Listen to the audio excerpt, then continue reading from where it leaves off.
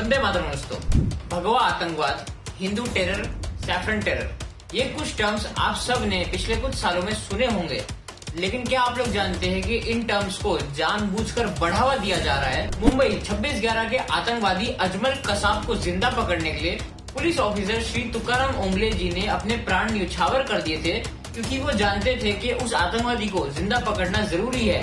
हम सब उनकी आत्मा को नमन करते हैं। लेकिन क्या आप लोग जानते हैं, अगर उस दिन अजमल कसाब मर जाता तो ये 26/11 का terror attack Hindu terror attack के नाम से जाना जाता। फॉर्मर मुंबई कमिश्नर राकेश मरिया ने रिटायर होने के बाद अपनी ऑटोबायोग्राफी लिखी, लेट मी से इट नाउ, और उसमें ये मेंशन करा कि if Ajmal Kasab had not been caught alive, the 26/11 Mumbai terror attacks would have been dubbed as the handbook of Hindu terrorists। आसान भाषा में कहे तो राकेश मरिया ने अपनी बुक में ये लिखा था कि अगर अजमल कसाब जिंदा ना पकड़ा जाता तो 26/11 का टेरर अटैक हिंदू आतंकवाद के नाम से जाना जाता। क्योंकि अगर सब उन आतंकवादियों के प्लान के हिसाब से होता, मतलब अजमल कसाब जो एक मुस्लिम टेररिस्ट था, अगर वो बाकी आतंकवादियों के साथ ही एनकाउंटर में मारा जाता, तब पुलिस को कसाब की डेड बॉडी के हाथ में एक लाल धागा बंधा हुआ मिलता, जो ज्यादातर हिंदू लोग अपने राइट हैंड में पहनते हैं, जैसा मैंने और आप में से बहुत लोगों ने अपने हाथों में पहन रखा होगा अभी भी। और कसाब की जेब में उसके आइडेंटिटी कार्ड पर फेक नाम समीर दिनेश चौधरी लिखा होता,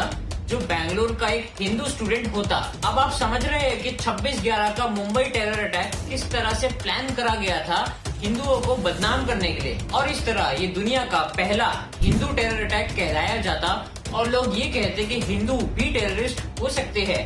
thanks to Tukaram Ombale ji who stood there and arrested Kasab alive। लेकिन ये Hindu terror, saffronization, saffron terror, आज इन वर्ड्स का हमारी सोसाइटी में रेगुलर यूसेज हो रहा है, वो भी बिना सैफरन और भगवा की इम्पोर्टेंस समझे। Also left wing people are committed to making people believe that Hindus are having connection with terrorism. लेकिन ये लोग इतने डेस्परेट क्यों हैं? And what is the significance of saffron in Hindu culture? Saffron has its own importance in our history, and हमारे इतिहास में कोई भी चीज बिना किसी कारण नहीं करी जाती। And now let's jump on to the significance of saffron in Hindu kings. Maharana Pratap, Shivaji Raje और बाकी सभी सूर्यवंशी क्लैंस के फ्लैग सैफरन कलर के होते थे, क्योंकि ये कलर वैलर एंड सैक्रिफाइस का है, यानी वीरता और त्याग का प्रतीक है।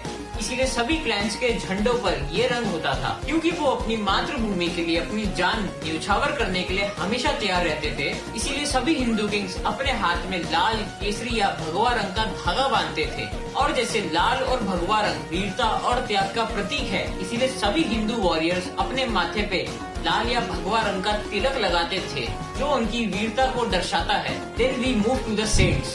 सनातन धर्म, जैनिज्म, बुद्धिज्म एंड